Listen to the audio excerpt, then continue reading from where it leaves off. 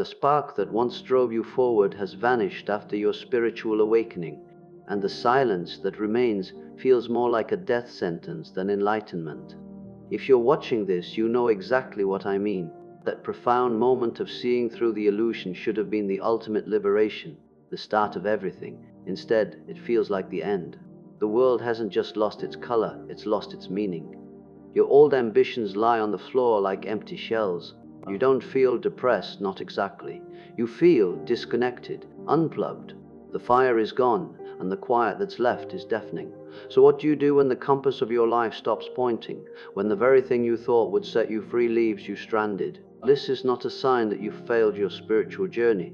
In fact, it's the opposite. You're entering a phase of metamorphosis that very few will ever understand. And what's happening in this sacred emptiness holds the key to unlocking a motivation so authentic, your old ambitions will pale in comparison. Consider the gravity of this transition. For decades, you operated on a specific frequency, a frequency of becoming. You were taught that your value was a mathematical equation of your output, your social standing, and your ability to conquer obstacles. You were a soldier in a war of self-optimization, but awakening is the moment the soldier realizes there is no war. It is the moment the player realizes they are sitting in front of a screen, holding a controller that isn't actually plugged in. The shock of this realization is what creates the gray desert. It is a period of psychic desynchronization. You are no longer who you were, but you have not yet become what you are meant to be. This middle ground is where the ego panics. The ego views silence as a threat, and it views a lack of motivation as a sign of impending extinction. It wants to drag you back into the fray, even if the fray no longer makes sense. It would rather you be miserably busy than peacefully still, because in busyness, the ego survives. In the stillness, the ego begins to starve. I want you to think of a friend, someone brilliant, deeply introspective, who consumed the teachings of the great spiritual minds. They experienced a profound inner shift. They saw through the layers of ego identity, the endless chase, and for a few weeks there was peace. But then they found themselves motionless, staring at a wall, with no desire to even move. They said, "Before I was anxious about achieving. Now I have no reason to achieve anything at all. Why does it feel like I've been hollowed out?" This story is not unique. It is a universal hallmark of a particular stage of awakening. We see this reflected in the lives of the mystics, the hermits, and the philosophers throughout history. They all reached a point where the external world became transparent. When you see through the Maya, or the grand illusion, the gravity that once held your world together suddenly lets go. This is a terrifying weightlessness. It feels like falling, but as many teachers have said, the good news is there is no ground. The bad news is that your old self was built to walk on land, and you are now discovering you are meant to fly in the abyss. The great psychologist Carl Jung wrote about this very phenomenon long before it became a modern spiritual crisis. He didn't call it a dark night, but he described it perfectly. He said that true growth isn't about imagining figures of light, but about descending to meet the darkness. What happens when we do that? We don't just see the light, we watch the entire structure of our old self crumble into shadow. And in that rubble, your old motivations die. They were built for a person who no longer exists. Jung's work on nigredo, the alchemical stage of blackening, is the perfect map for what you are experiencing. In alchemy, before you can have gold, you must have the lead. And the lead must be broken down, dissolved, and allowed to rot. This rotting is exactly what your lack of motivation feels like. It is the decay of the false personality. It is the dismantling of every should and must that was ever programmed into your nervous system. You are being stripped of your armor, and while you feel vulnerable and useless, you are actually becoming permeable to a higher intelligence. The persona, the mask you built to navigate society, has been removed.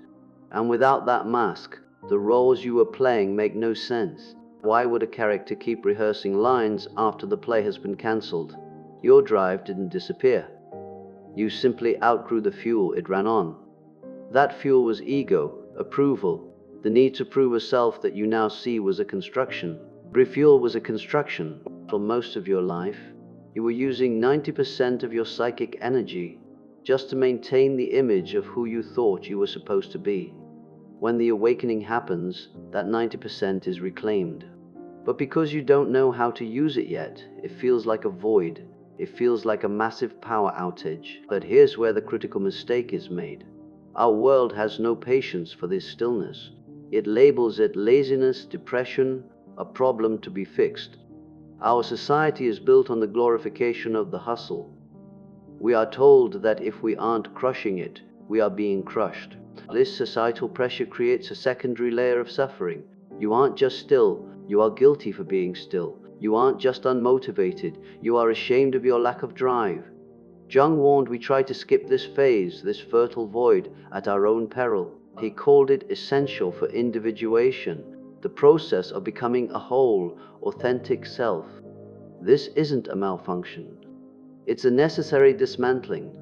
The emptiness you feel is not a void, it's a womb. It is a place of gestation. You are in the cocoon, in the mythic cycle. This is the hermit's cave, the silent Saturday between the death and the resurrection.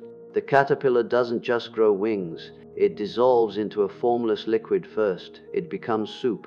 And soup cannot hustle, it cannot set goals or chase promotions, it can only transform. Your psyche is doing the same. It has forced a ceasefire on your old striving so that a deeper, truer intelligence can begin to assemble itself from the pieces. Imagine a computer undergoing a total operating system rewrite. During the installation, the screen is black. You can't browse the web. To an outside observer, the computer looks dead. But inside, millions of lines of code are being reorganized. If you try to force the computer to run a heavy program during this rewrite, you will crash the system. Your current lack of motivation is the system update screen of your soul. This is the work of shadow integration. Jung believed we cannot become whole by only embracing the light. We must consciously meet the repressed, denied, and uncomfortable parts of ourselves that we've buried. This sacred stillness you're in, it's the space where that material finally has permission to surface. Your lack of motivation is a psychic safeguard, ensuring you stay still long enough to do the real work. While you are staring at that wall, you are actually processing decades of suppressed emotion. You are meeting the child who was never heard. You are acknowledging the anger you weren't allowed to express. You are grieving the versions of yourself that you killed off to fit in. This is exhausting work, even if it looks like you are doing nothing. This is why you feel so tired despite doing nothing. You are performing spiritual surgery on yourself. The anesthesia is this state of detachment. It allows the deeper parts of your psyche to move through the trauma and the conditioning without the ego interfering and trying to fix it. When you stop fighting this phase, something miraculous begins. A new kind of energy starts to whisper. It doesn't feel like the old, anxious striving. It feels like a deep remembering, a gentle pull. Jung called this the emergence of the self, the central unifying core of your being that was always there, buried under the noise of the ego. This is where your motivation gets reborn, but it operates on a completely different system. Alignment replaces ambition.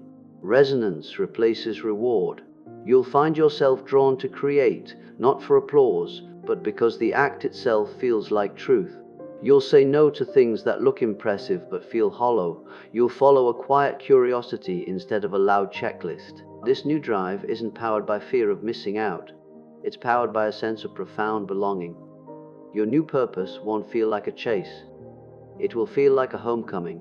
Imagine moving from a place of I have to a place of it is happening through me. This is the state of Wu Wei, or effortless action. It is the flow state of the universe itself. Start asking different questions. You start asking different questions. Not, what should I do? But what is quietly calling to me? Not, what's the 5-year plan? But where is life gently nudging me today? You begin to participate with existence, rather than trying to conquer it. This doesn't mean you abandon all action. It means your action transforms into devotion. Your work becomes an expression of your integrated self, not a proof of your worth. Ironically, this soul-powered motion is often more effective, more creative, and infinitely more sustainable than ego-driven hustle ever was. It's motivation that comes from wholeness, not from lack. You no longer need the carrot or the stick because you have become the path itself. You are no longer a hunter seeking a prize. You are the gardener tending to the soil of your own presence, and the fruit grows of its own accord. This is the shift from the doing mode to the being mode, where the doing is simply a natural overflow of the being. The final beautiful truth is this: the spark you miss was a flashlight. It was a tiny localized beam of light that only showed you what was directly in front of you. The one you're waiting for is the dawn. The dawn illuminates the entire horizon. If you've been floating in this post-awakening fog, be gentle with yourself. You are not lost. You are in between worlds. The old fire had to burn down so a deeper, eternal flame could be lit, one that doesn't flicker when the winds of circumstance change. Your journey isn't about regaining your old motivation.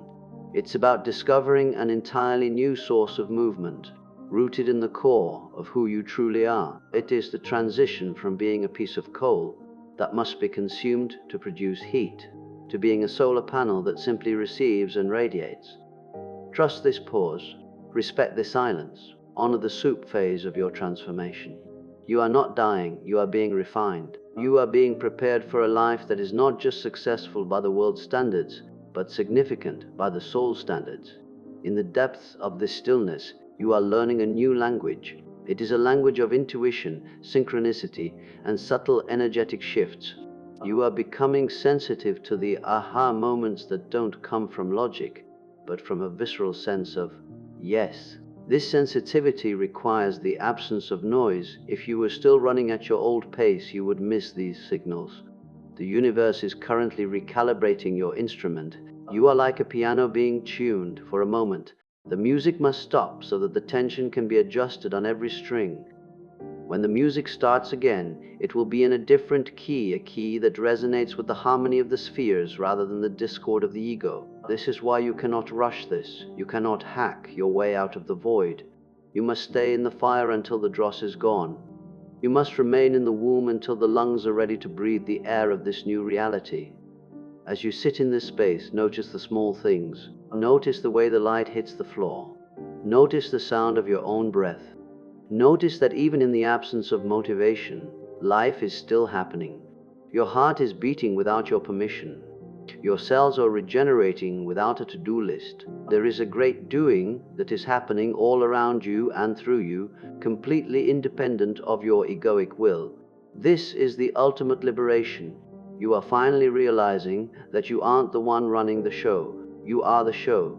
And once you realize that, the pressure to be someone or do something evaporates, leaving behind a pristine clarity. From this clarity, a true, unshakable purpose will eventually emerge. It won't be a purpose you choose, it will be a purpose that chooses you. It will be a vocation in the truest sense of the word, a calling from the depths of your own being. If this perspective resonated with you, if it helped make sense of this strange and sacred pause, please let me know in the comments. Tell me one word that describes this phase for you right now. Whether it is surrender, void, patience, or dissolving, speaking it out loud helps to anchor the experience. And if you want to explore this path of integration and authentic becoming further, make sure to subscribe to Winds of Thought. We are here to walk through the fog together, recognizing that the fog is not an obstacle, but the very medium of our transformation. Hit the like button if this video felt like a moment of clarity. It truly helps this channel grow and reach those who are currently lost in the silence, wondering if the light will ever return. Remember, you are not failing, you are becoming. The dawn is inevitable.